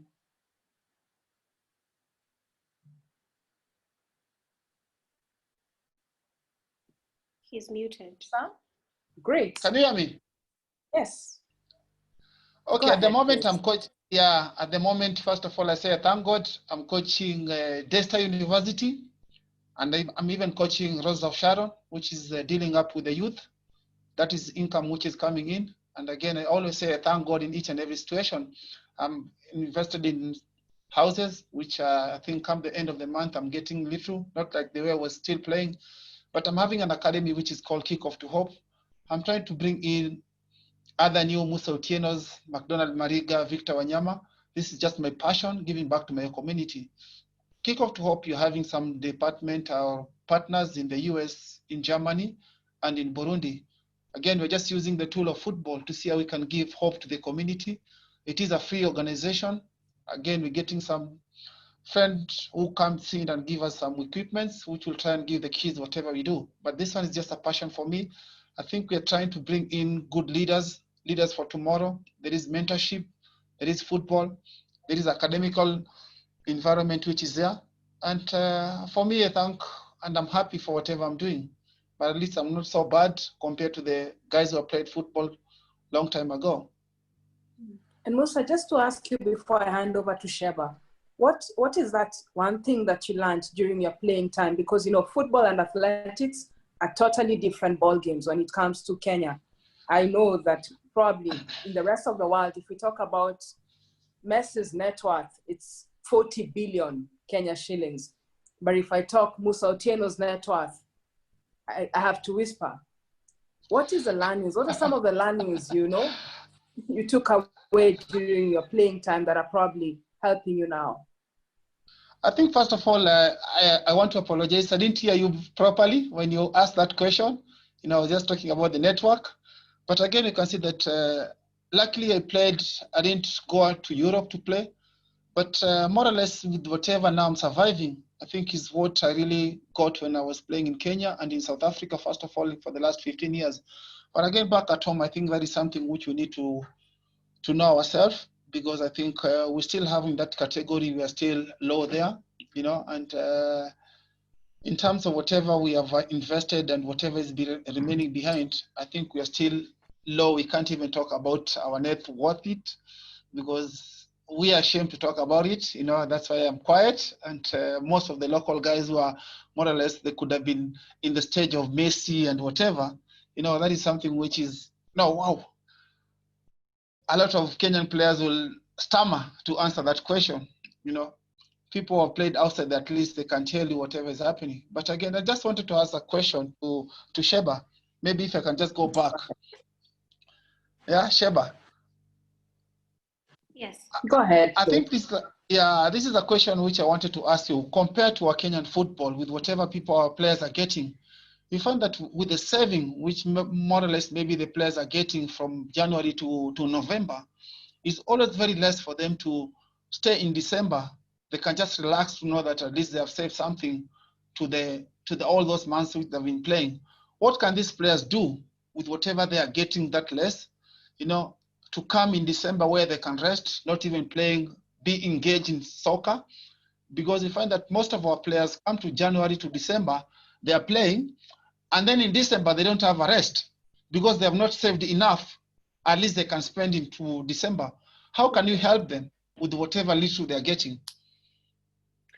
Thank you so much, Coach, for that question. And I could say the first of the things I should say is they should look up to you, because one of the examples that you have given even about yourself is you have not put all your eggs in one basket. And that is one of the things I would also want to recommend. One of the things I would also want to say is there's something that you've been saying a lot, you know, they earn very little, but I have been learning in my life, and I know that I am young, to really keep on encouraging myself and stop keeping on saying that I earn very little money or I am just earning peanuts, because immediately you keep on saying, I'm only getting a little, you end up doing very little with a little. So one of the things I need to say is, yes, it is possible that this is what football is paying you a little. Now you need to ask yourself, what more can I do with myself? What other skills can I start doing with myself? Because I have realized that now as I am in football, I'm not earning as much. What else can I be doing? There's something we usually call your non-financial assets. And what I have realized is, number one, what I would say, let me just get back to you, coach, is first of all, there is no little money. You need to look at where you're spending your money and start seeing, out of this little money, what is a little I can start putting aside? And like the way I've talked about, can I start putting it in the right places? Can I start putting it in the right savings account that is giving me the right returns? Another thing is, what more can I do? Like what you were discussing with Mr.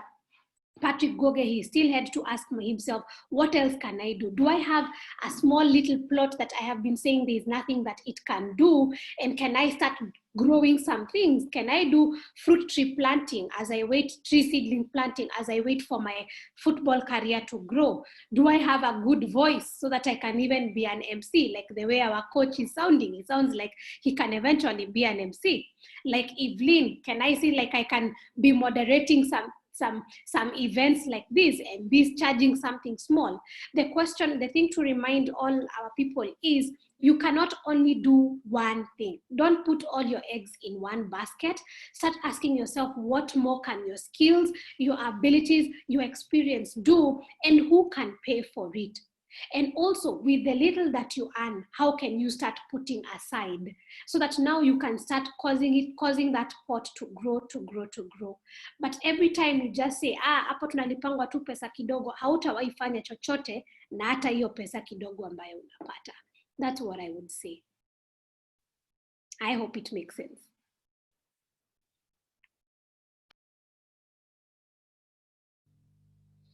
Yes, thank you very much for the answer.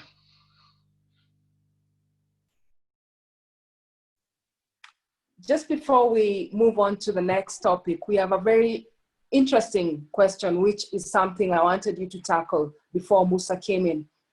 Someone is asking, one who is also an athlete and in the athletics business, what are some of the risky investments? You know, they've heard about athletes being led into buying assets or sinking money or putting money in what is deemed as a good investment at that time, but then they end up burning their hands. What would you say? You know, what would you advise me with my 2,000 shillings, someone else with the 2 million shillings? What are some of the good investments that they can look at putting their money in? As I have said, I always have, and I always get back to this even when I am with my clients, when we are talking about personal finance coaching. What is your goal for investing? What is your goal? When you know what your goal is, let me give an example so that people are really, let me bring it down closer. Let's say right now, I have some 50,000 shillings and I know I am going to need it in October, because October ndio inahitajika labda kulipa fees ama kufanya jambo lolote.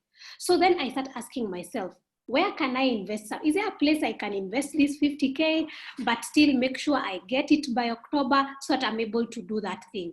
Yes. Now, you need to realize that your goal with that, because remember I said, anything that you want to invest in less than a year, it means your goal is capital preservation.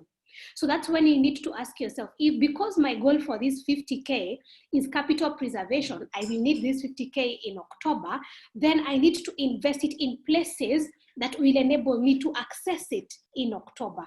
For example, a savings account that is giving me a proper return that is above inflation rate, that is above 6% at the moment per annum. Another thing is a treasury bill. A treasury bill, because there are bills that where you're investing in the government for 30 days, 90 days and below, all right? So you're able to invest that. The next thing is... What really is treasury bill, Sheba? Sorry to interrupt. What is a treasury bill? If I have now some money, how much do I need to invest in this treasury bill? It sounds like a lot of money. Okay. So treasury bills and treasury bonds is when the government is borrowing from investors. The government wants to run certain projects, for example, pay people in the civil service, build a road, build SGR, infrastructure, things like that. And they say, lend us some money, and then you're able to get some little interest from that. That's what Treasury Bills and Treasury Bonds do. The good thing with Treasury Bills is that you're able to invest for their Treasury Bills. You can give the government, you lend to the government, and then they give you an interest rate, a return maybe of 8%, 11%, they keep on changing, but they're pretty good. And you can invest in the government because the government always honors its obligations. So with Treasury Bills, it means you can select the ones. You go to a stockbroker. These ones, it's only the stockbroker who can support you.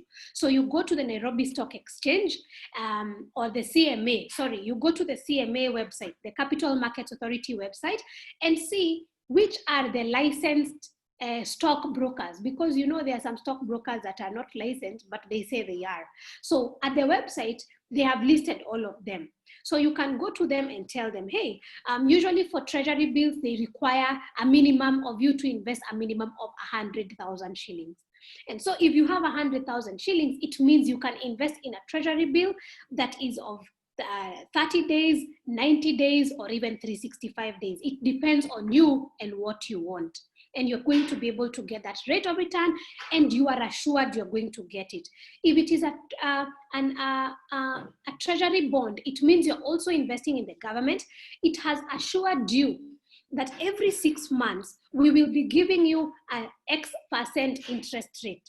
For example, if right now you go to the CBK website or the Business Daily newspaper every single Tuesday, you are able to see which Treasury bonds are available for you to invest. And for Treasury bonds, you can invest from 50K and multiples of 50K. If you remember a while ago, the government opened up a digital version of buying bonds, which is the M-Akiba bond, with a goal of inclusion, where you could invest in a bond with as low as 3,000 shillings. So hopefully, as we go back, they are going to continue opening up such opportunities that we can now invest even with as low as 3,000. But it doesn't mean that if you don't have 50K right now, you can't invest. No, if you want to invest in a Treasury bill and you know you will need 50K minimum, it means you can start saving. Do you get what I mean? It doesn't mean you say, you see na 50K, sitawahi invest. Unaweza sema, because now I want to be one day invest in a bond that I'll be getting an income every 6 months. Let me save for that. Because it is very safe to invest in our government at the moment. So that is what I would say. Now, let me get back. If you are investing, so you do not invest, you need to know your goal so that you don't invest the money in the wrong place. Because sometimes the problem is people invest the right money in the wrong place, and that's how they lose. For example, Evelyn, if you know back to my example of I have 50K right now, I want to invest it, but I know I will need it in October, isn't it? So that's just a few months away. Now, Evelyn, if you actually take that money and buy stocks or buy shares, do you know you might lose it? It is possible you might lose it because shares are long-term, high risk, high return. Therefore, you need to give them time. So what happens is you hear people saying, shares never again. Oh, mimi sitawaiweka hapo. Ni sababu walieka pesa ile walikuwa wanajua watahitaji in a few months kwa mahali ambapo inahitaji long-term investment. Same thing with business. Unapata mtu ameweka pesa kwa biashara. Now, the goal for that money is they also knew they wanted it they want that 50K in October. Then they put that 50K in a business. Let's say a mtumba business. What will happen surely? Or any type of business. Will you have really made all the money by October surely? No. So what the problem is, people are investing in the wrong tool and then saying those tools are the bad ones, but they are not. It is because they've not understood what their goal is. So if you're out there and you're really thinking about business, as coach will tell you, as Mr. Makau will tell you, after Mr. Ngugi will tell you, if you choose a business, you need to go in long term. But if you want something that will be giving you some return, but in a short term, then you need to put them in short-term investment tools. I also encourage people, if you want to learn more, you need to go to websites like Centonomy website. There's a place in our blog section, we explain a lot of insights. You need to go on YouTube, kama sahi, kama uko na kabundle hivi, you go and you start learning about these investments so that you don't start putting money in places you do not know. There's something that comes up called Forex. Okay, where someone is coming in telling you, hey, you won 1 million. If you put in this Forex, you're going to make a lot of money. The thing is, if you have never bought a share of any business in Kenya, why are you going to invest in foreign currency that you do not even know about? It's very interesting, Sheba. I'm sorry to cut you, but then there's something I want to bring in, and I'd like to bring in Obiri to just share her experience on this. When she's running out there, sometimes she hates it when I ask her, how much have you earned? She doesn't hate the question per se, but it's because of the fear of what will come out from this. There's something we Africans have to deal with. We call it the black tax. When you're running out there, or when Musa is targeting his goal, he's aiming to shoot, anakumbuka kuna anti yake anataka 2,000. Obiri anakumbuka kuna mtu akijua tu leo amepata 50,000, kuna mtu ako na shida ya 10,000. Obiri, have you experienced this? Or how do you deal with this? Okay, thank you, Evelyn. Sometimes it's not good to say what you earn, because ukisema unarudi, like when you come to Kenya, unapata kuna hesabu mingi umewekewa, maybe your mahitaji itakuwa it's a lot than what you earn. So utapata mtu anakuambia umeshida pesa mingi. You know, people wanafikiria pesa tunapata ikiwa cash ama tunakuja nayo. So it's like we have a challenge. Sababu mtu anakuambia umepata pesa mingi, hiyo pesa ulishinda ni mingi, so tunataka utusaidie kidogo. So ukiambia watu maybe sichapata, wanakuambia umedanganya. So itakuwa ni challenge, sababu if unaamua kupeana, of course we give out, but kuna kiwango ingine utafika unasema hata unalemewa. So inakuwa ni challenge kuconvince mtu you don't have money, or hiyo pesa umeweka mahali fulani. So for us inakuwa it's like a big challenge hapa nje.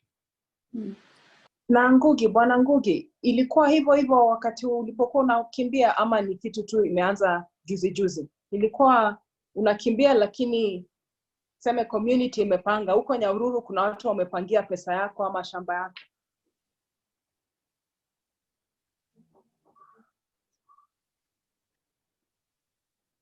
Hello, bwana Ngugi? Inakuwa hivyo. Ninakusikia. Inakuwa hivyo tu, kwa vile unakimbia wanafikiria unapata pesa mingi, na akina your friend, your cousin, your auntie wanafikiri wanakuja kwako kusema wanataka usaidizi, lakini ukiwaambia kuna pesa umepata, wanaona kama ni kudanganya, unadanganya hawa. Unanisikia? Nakusikia vizuri sana bwana Ngugi. Na unakuwa na marafiki wengi wanafikiria kama uko na pesa. Yenyewe saa nyingine unapea hawa wale wako na shida, lakini wewe sipeana pesa ovyo. Sheba, just as we wrap up now, as we get to wrapping up, there's the issue of black tax, which prevents most of us from actually paying ourselves into saving, and also prevents us from investments. How do we handle it? What's your advice when you have to deal with this black tax? My advice is just the very same one Mr. Ngugi has offered. You can, the same way. That's why I really started with budgeting, because it's very important. If you know you are someone who is philanthropic, if you know you're someone who you have a couple of people supporting you, allocate how much charity you are able to offer, because you are the only person who knows your finances. Because for me, I say, what is the point of going to give people all over the money and you are left aside with no school fees for your kids, no savings for yourself, no investments, what are you doing? So if you feel that that is a very important thing for you, you can allocate a certain amount and say, charity, mimi I'll be giving X Kenya shillings. Na ikiisha, watu nikisha wapatia, that's it. Because you also need to be able to develop yourself so that one day you can continue investing, so that one day you can be like what Coach Otieno is saying. He's able to run a coaching, a philanthropic coaching aspect because he's able to use his other resources to be able to raise money.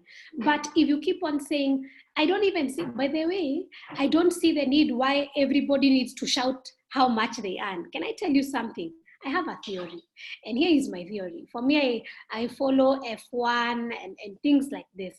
And let me tell you, by the time and also football, I believe, and this I can stand to be corrected by Coach, I believe that by the time Kina Cristiano and all these people are talking about their net worth, they're also doing it for PR purposes. So that maybe other clubs can know what they're being offered and other brands can know what they're being offered so that they can realize they are very competitive. I don't think they just shout how much they earn because they like other people knowing their amounts, but it's usually with an agenda. So what is your agenda? And Coach, by the way, you can correct me because mi naonanga inakuanga for purposes of brand. But if you're not doing it for brand, why are you telling every Tom, Dick, and Harry how much you're earning? Why? I don't get it. Great. Sheba, there's a question out here for you. Makau touched on something that you probably can advise us generally. You know, in terms of insurance, he was injured and he had to pay out of his own pocket, you know? Is insurance another way of investment, or how do you look at it as a financial expert? Insurance. Because we even have people have cars and they've insured them. A lot of us look at cars as an asset. Party. Exactly. What? Third party, napata accident, gari imeisha. What do you think about that? That's very dangerous. Insurance is not an investment. Insurance is a protection against risk that could happen. Of course, you don't know when the risk would happen. It might even not happen. But the reason why you're paying some of these premiums is so that in case that happens, you don't have to end up paying everything from your pocket because it can end up drying you out. So it is highly encouraged for people to make sure that, you know, you even start with the basics. If you don't have a lot of money to even afford private healthcare, contribute to NHIF. It has started improving. So are you even covered by NHIF? As we have seen, NHIF is even supporting so many diseases at the moment, including kidney, the dialysis and all these things. So in case you're still in a place where, hey, you've checked out, you've called all these insurance companies for healthcare and never you are being real to yourself and realize you cannot afford it, get NHIF. If you call all these companies, especially for health, and you realize, ninaweza kujiskuma nipate private insurance, please get it because it will really help you. So that when you have an injury, you're not starting to call Harambees and people. First, you're able to get your company to come and help you. Secondly, make sure you're also getting insurance for your life. You know, I know this is a very touchy topic. People don't like talking about death, but we will all die. And when you're dying, and here we are talking about legacy, what will happen to your legacy? Life insurance is so affordable in our country, especially, please don't go saying I'm taking a savings policy. There's nothing like, you're not saving, you're just insuring. Uende tu hivyo ukijua.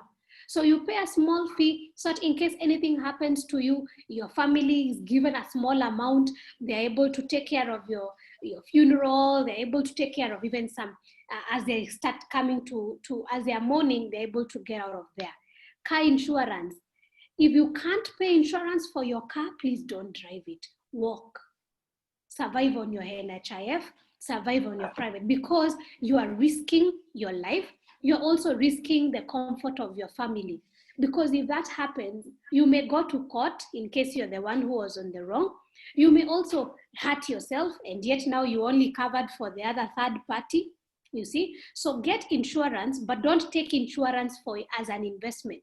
Many of them sell it as an investment, but it is not. It is purely for protection against a risk. Ah, Sheba, you know, we can go on, but I have to wrap this up because, as you know, you see, the top athletes, they're not training, but they have a lot of other things to do. And I'll start with Musa. Your closing remarks. What's your advice to Kenyan footballers, you know, something that you took away from your time in South Africa and playing, and even while you're playing for Harambee Stars, that you can share with the Kenyan footballers now, or even footballers who are watching us from everywhere else? Because we've seen them really struggling during this difficult time. Some can't even put food on the table. Musa. Yeah, first of all, Evelyn, I still want to thank you. And Sheba, first of all, I think it is a very good lesson which we have got from you. And I believe that clubs can come in and see how they can help their players. I think for me, I tried to live a disciplined life, first of all, in the pitch, off the pitch, with whatever little I was getting, because more or less I think I knew where I was coming from, you know, in Maringo, and then I get an opportunity of playing professional football. You know, I wanted to invest to my family, to the future, but again, with the players, I think they don't get as much as they can. Please, they should live with the money which they get, because some of the players are even living beyond whatever they are getting, Evelyn. And I think it's a very big challenge. You find that a player maybe is getting 20,000. He goes and stays in a house of 30,000 a month. So more or less he's just going into debt. So to the players, to the federation, you know, we need to get managers who can come in and help us, so that at least wherever you see our players, former players who played before, you can't even bear standing closer to them because they feel like football really wasted their times. But we didn't get good managers, people who can help us. Time is still there. We're having COVID-19 now, which has come in. Pandemic is very difficult for the players. You can see the government has come in to support them. Let's live to our limit.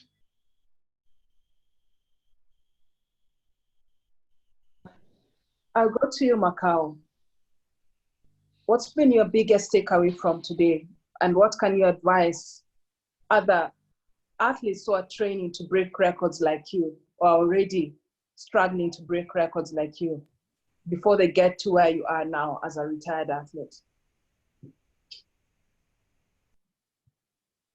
Sorry, you need to let's unmute his mic.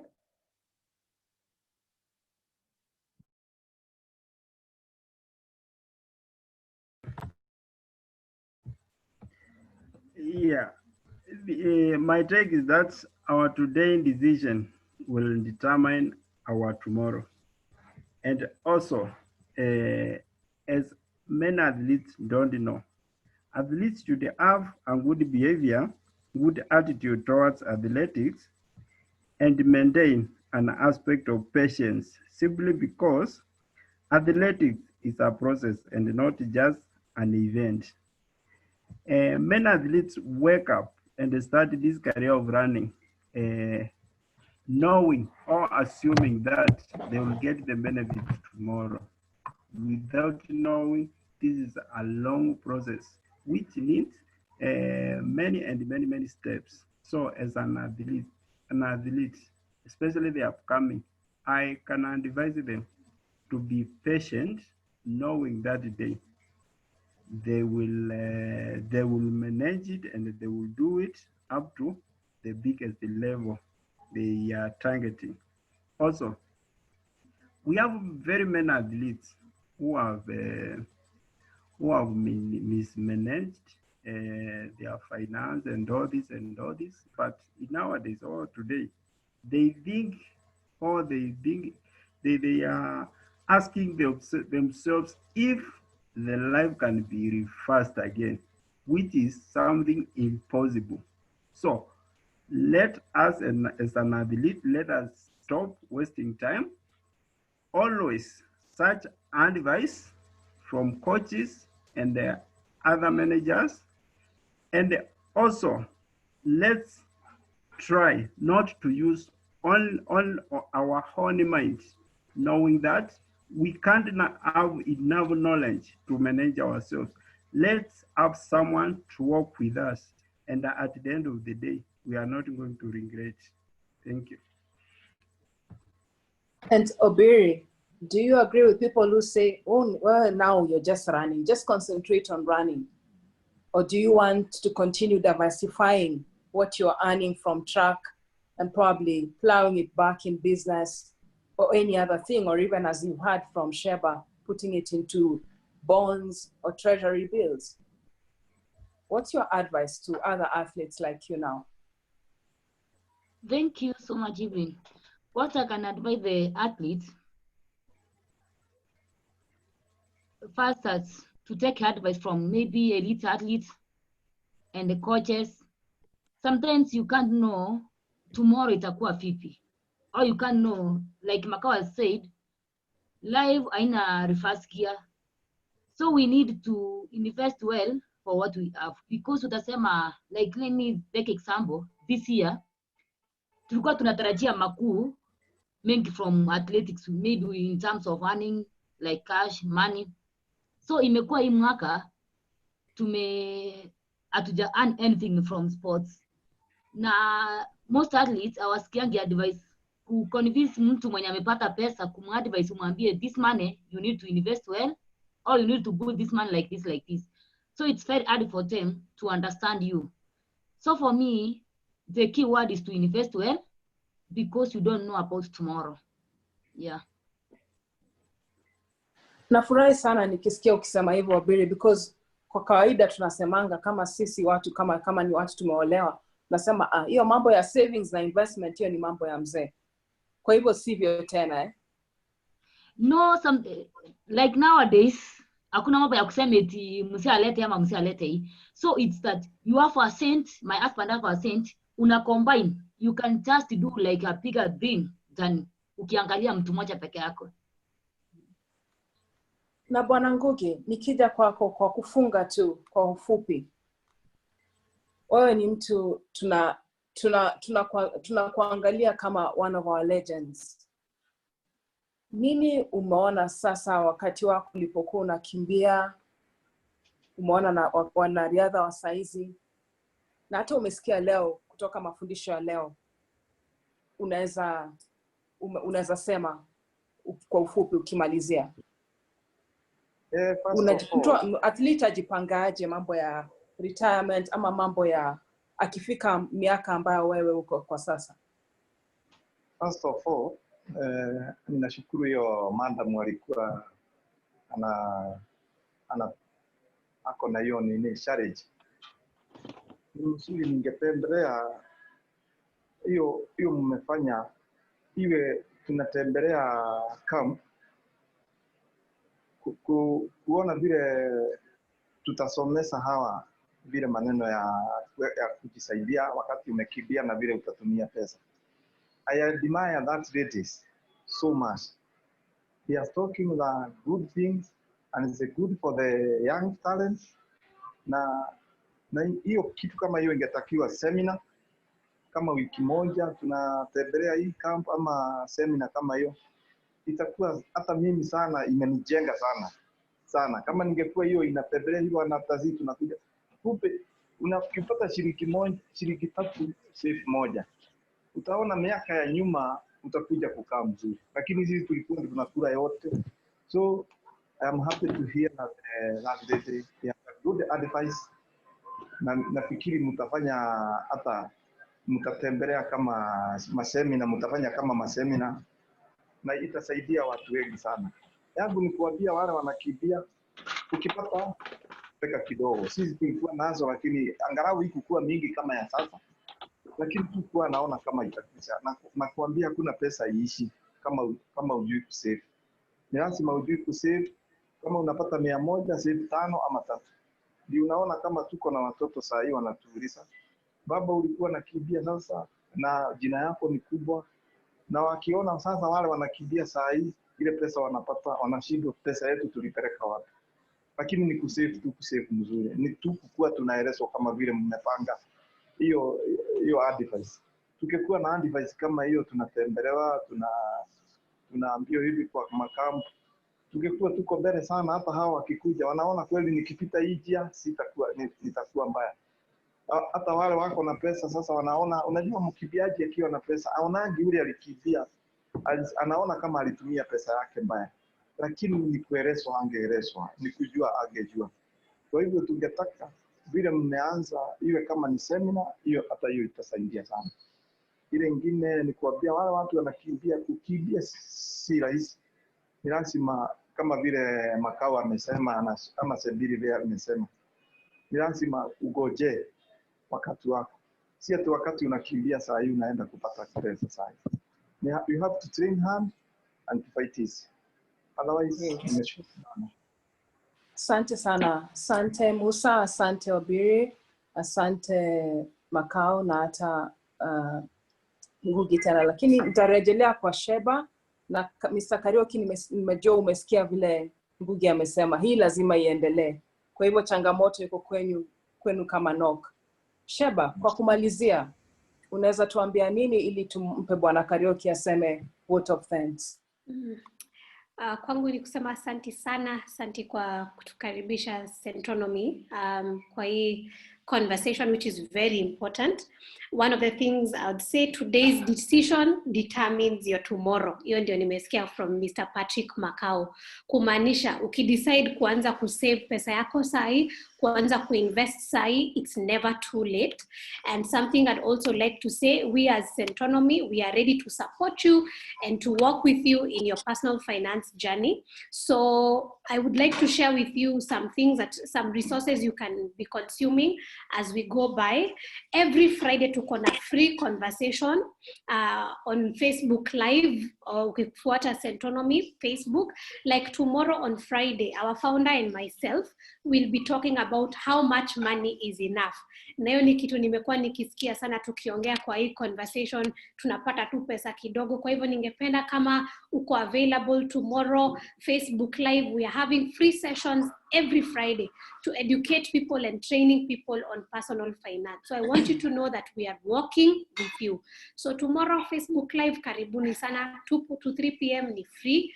Pia kumbuka kama uko na chama na mmekuwa mkijiuliza ni njia gani mnaweza fanya chama yenu iendelee kugrow ama kuinvest, tuko na chama conference ama chama webinar on Saturday 30th May. So just go on our page, uangalie kwa event section. Maybe hata wewe ukiwa hapo kuna vile mnakuanga na chama yako imekusaidia sana in your journey, na pia mmekuwa mkijiuliza mtagrow aje as a chama.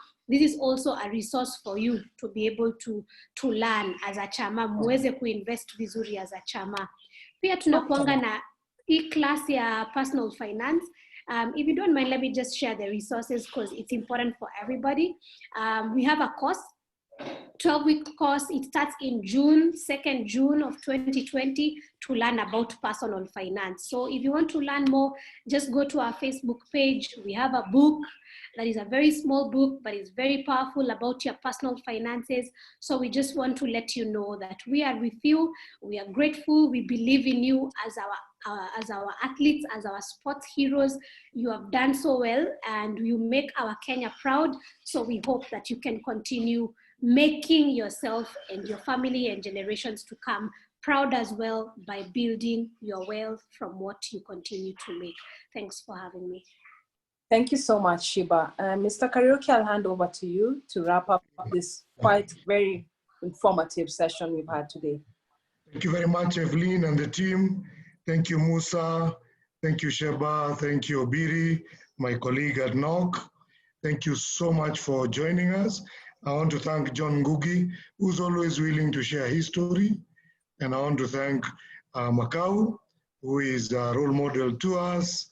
And I'll thank our President Tergat on your behalf for being a role model to you. Obviously, from the comments you've gotten, this is a topic that needs to continue, Evelyn. And we as NOC have taken all the points, and we will organize a much better seminar. Let me say from my experience, finance, you cannot do it within 1 hour. It's very, very detailed, and I hope everybody as well has learned. God bless you, and thank you very much for joining us today. I wish you well, and please stay safe in this COVID season. Thank you and God bless you. Thank you, bye. Thank you. Good. Hi. Sawa. Thank you. Thank you, Obiri. Thank you, Musa. Thank you, Okay, thank you. Makau. Good luck. Asante sana, Bwana Ngugi. Thank you, Sheba's Lipa left. deni. Oh, sasa wesi tuende kwa inbox. Sasa unataka Sawa. kunikaa hapa mbele ya watu. Hakuna.